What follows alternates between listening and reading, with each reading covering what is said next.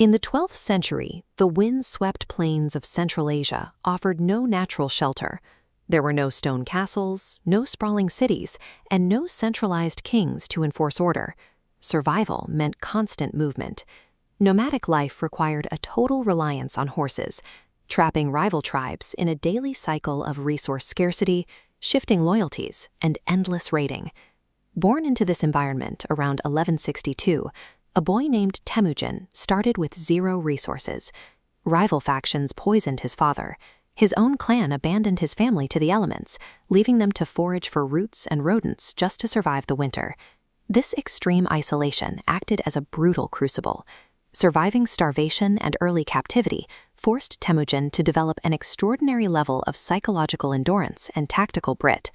Instead of retreating into paranoia after his family's betrayal, he studied the flaws of the steppe hierarchy. He realized the rigid tribal traditions were a vulnerability he could exploit. He instituted a strict meritocracy. In Temujin's camp, noble bloodlines offered no protection or rank. Position was awarded solely on martial skill and absolute personal loyalty. By ignoring aristocratic status, he created a magnet for outcasts and defectors. Warriors from rival camps migrated to his side, slowly uniting clans that had fought each other for generations. Temujin's early rise was fueled by his strategic empathy, the ability to identify common grievances and build trust across deeply fractured lines. By 1206, his coalition overpowered all remaining tribal resistance. The unified steppe crowned him Genghis Khan, or universal ruler. He immediately reorganized his forces into small, highly mobile cavalry units, operating without the burden of heavy supply chains. His army functioned like an agile modern startup, capable of deploying and adapting in real time. They relied heavily on high-coordination psychological warfare. A favorite tactic was the fake retreat. Units would flee in apparent panic for days, drawing enemy forces into a stretched, disorganized pursuit before suddenly wheeling around to crush them. The Mongols were almost always massively outnumbered by the civilizations they invaded. They won because their disciplined, merit-based command structure consistently outmaneuvered the bloated, rigid armies of the medieval era.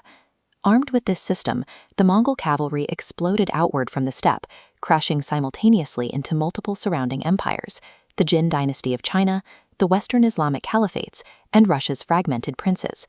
Within a few decades, they captured a contiguous landmass stretching from the Pacific Ocean to Eastern Europe, achieving in a single generation what took Rome centuries to build. This manuscript illustrates their engagements, but their method of conquest relied on strict pragmatism. They deliberately spared enemy engineers and artisans, pulling them into the Mongol ranks. By absorbing foreign intelligence, nomads gained immediate access to advanced siege weaponry, gunpowder, and urban tactics. Artifacts like this highly detailed, dragon-etched helmet show the sophisticated craftsmanship they wielded. The Mongol expansion acted as a violent reset for the medieval world, dismantling isolated empires and forcing them into a single, interconnected land system. Here lies the paradox.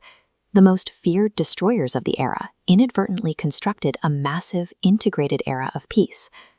To govern their massive holdings, they established an 8,000-mile network of protected way stations. They reopened the Silk Road and guaranteed safe passage for merchants, operating a highly efficient transcontinental logistics network. This security allowed an explosion of cross-cultural exchange. Technologies like gunpowder and printmaking traveled west, while new agricultural techniques and mathematical concepts flowed east. Look closely at this artifact. This is early Chinese paper money, which circulated through their vast network. By guaranteeing the safe passage of both merchants and ideas, the empire forcefully integrated the global economy. Over time, due to extreme geographic distance and infighting among Genghis's grandsons, the tendency of rulers to culturally assimilate into the regions they governed fractured the empire into distinct, separate territories. The political borders eventually dissolved, leaving only quiet stone ruins and empty plains where the administrative hubs once stood. And yet, the demographic footprint remains massive. Geneticists estimate that roughly 1 in 200 men alive today carry a Y chromosome directly tracing back to Genghis Khan. That biological permanence mirrors their lasting cultural impact.